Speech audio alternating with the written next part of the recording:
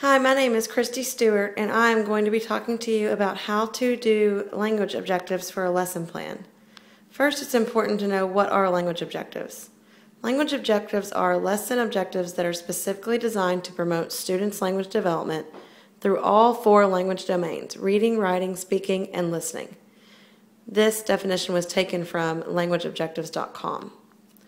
Before I describe how to set language objectives for a specific lesson, I'd like to tell you a little bit of background knowledge about my student. The student I'm doing a lesson for is from China and speaks Mandarin Chinese. She has been in the United States for about 3 years. The student's access scores are as follows: writing 1.9, reading 3.9, language 2.9, and speaking 3.0. For the lesson, my student is going to be writing an informational piece on an historical figure. The lesson objective for the student will be able to write informative text in which they introduce a topic, use facts to develop points, and provide a concluding statement. The teacher that I'm working with has said they can do this in many ways. They can do this through just informative writing in their journal. They can do it through a brochure, or they can do it through some kind of technology, a PowerPoint video. The student is in 2nd grade, and so the way I got the lesson objective was by looking at the Common Core Standards under Grade 2. And you can see under Grade 2, the student should be able to write informative explanatory text in which they introduce a topic, use definitions and facts to develop points, and provide a concluding statement or section. The lesson objective is the same for most students in the classroom.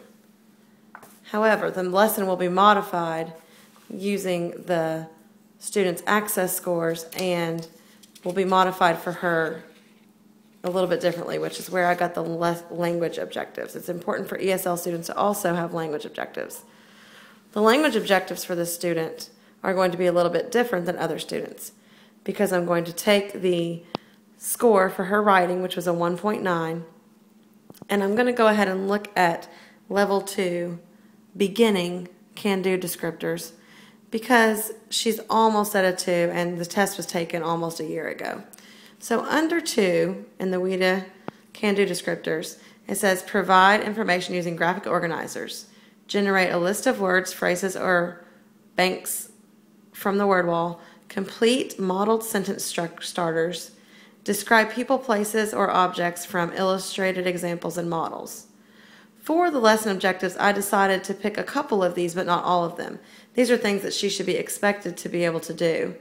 But for this specific writing lesson, I decided that we would use for the language objectives, number 1, students will be able to use graphic organizers to provide information.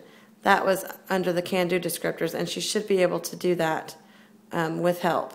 I also chose students will be able to describe people, places, or objects from illustrated examples or models, since the students will have to pick a person in history and describe that person based on the readings and articles and information they gather from research and online. The last language objective I chose, students will be able to make text-to-self connections with prompting. And I chose that because they are, even though it's a writing lesson, they are going to have to be doing some reading. In reading, my student scored a 3.0, so I'm looking under Level 3 for developing. And I looked at the can-do descriptors to figure out which one would best match the activity for my student.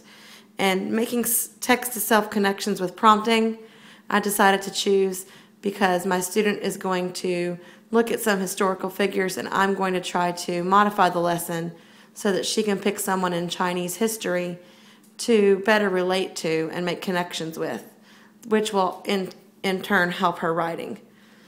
And that's how we can set the lesson objectives and the language objectives.